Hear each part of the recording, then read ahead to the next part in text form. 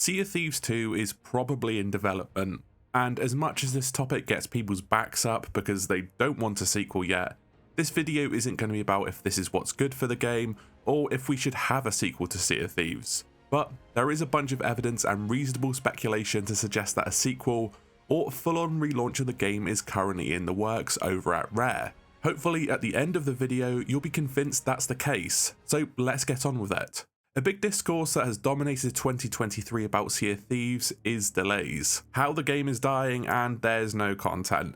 I'm doing the quotation mark gesture, by the way. Looking at Sea of Thieves in 2023, we definitely got the least amount of content. Overall, it was Season 9 that revamped older content and smoothed out the gameplay, 3 Monkey Island tall tales and an adventure, and lastly Season 10, which had guilds, the Skull of Siren Song, and Safer Seas. Keep this all in mind since it's relevant later. Compared to every year before, we've had regular updates that add real meaningful additions to the game, but 2023 wasn't really like that. Don't get me wrong, I love the game, but would be lying if we didn't get the least amount of content ever with the longest breaks between updates this year. Now, Guilds was a bit of a headache for Rare, and we know that because it was meant to come out in December 2022.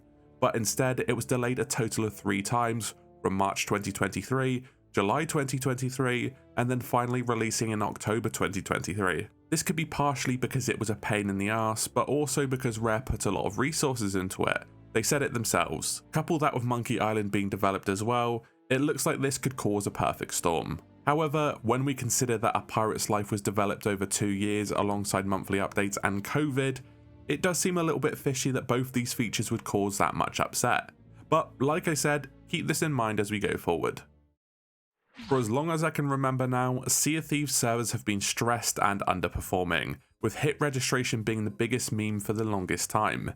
In areas of intense action, and 9 out of 10 shots are iconic at this point. We know from the documentary released to celebrate the 5th anniversary of the game, and if you were around at launch, a lot of sacrifices had to be made to even get Sea of Thieves to launch. Rowboats, the Devil's Roar and Fire were just some aspects that had to be cut from the launch title, but Rare makes it explicitly clear that every so often, the engineers will free up some space to allow them to add a new feature. But if we look back over 2023, the features have added very little in terms of new areas to explore, new events, new AI threats, anything that would be taxing to the server. Even Monkey Island stuff occurs completely away from the main game. Now, Rare could still alleviate this with something like a Sea of the Damned expansion occurring on a different server, but I'm sure they wouldn't want to split the player base between 2 maps. I think the servers are at their breaking point, and the fact we haven't got anything big this year is evidence of that, along with the regression in hit reg and server performance with Season 10's launch. Rare are ambitious, and we covered this in the last video, but this is being held back by the servers. It would therefore make sense that if new stuff can't be added to the game,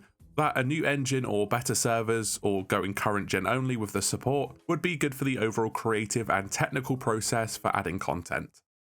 At some point, when Sea of Thieves had launched, there would have been a conversation between Rare and Microsoft executives as to how long support was going to continue. While the devs wanted Sea of Thieves to last 10 years, those comments were made before launch. Thankfully, in our timeline, Rare released some amazing updates and the game continues to get support to this day. But there would also have been talks about how to evolve this franchise as a whole, be it crossovers, merchandise, novels, TV shows, and of course, sequels and spin-offs. We already know Microsoft sees this as a flagship franchise. It appears at every major conference for Xbox, it's always been pushed in Xbox advertising, and we know it's the most successful new IP for Microsoft in the Xbox One's lifecycle. Even though it feels like the game is slowing down, it's very clear that Microsoft sees Sea of Thieves' potential. And if it came down to launching a sequel and greenlighting development of such, I reckon Microsoft would get on board with that. On a small side note, Rare is also developing Everwild, but from my understanding, that is being developed by a separate team, and while resources would be shared, I don't believe Rare has moved most of their resources into developing it.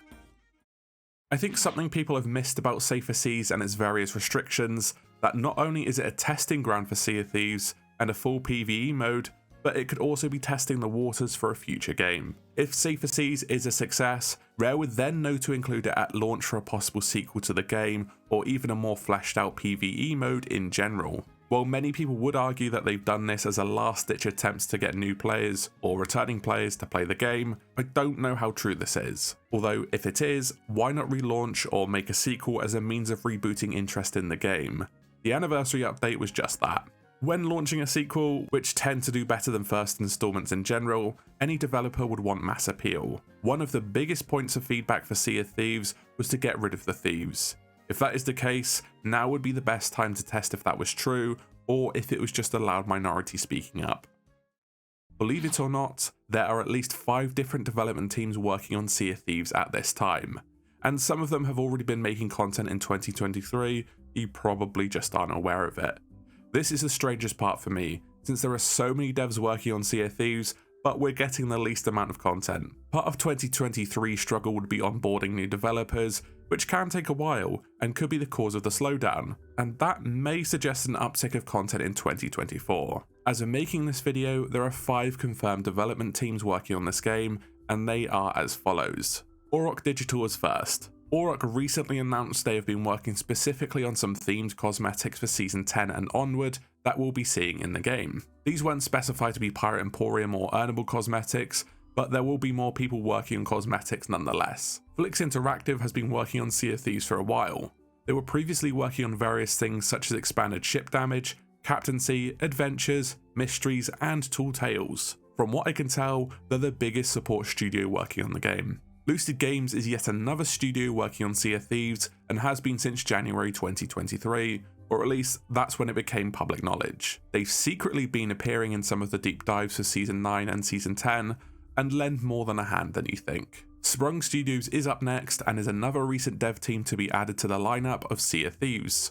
Sprung Studios are UI and UX specialists, with their recent work being on Legend of Monkey Island, such as commendations, tail banners, and island banners. They also worked on similar beats for Adventure 12 and the guild commendations for Season 10. Rare is the last dev team and, well, I don't really need to explain this one. Keeping all that in mind, why would Rare be onboarding and using other dev teams if they have either plans to end Sea of Thieves or if they had enough manpower to continue to develop the game? Many will argue that Rare has moved on to Everwild, but that would have been handled by a separate team. There will inevitably be some crossover, since that's just how devs work, but there's no way all of Rare is working on Everwild. It's clear that resources this year were shuffled around, and the game had a bit of a pinch point, probably due to guilds on Monkey Island, but as I said before, we had bigger content updates alongside A Pirate's Life, and no real hiccups in and around that. At the very least, this should tell you Sea of Thieves is far from done, even if no sequel or relaunch is in the works, but Microsoft is happy to commit resources to this IP.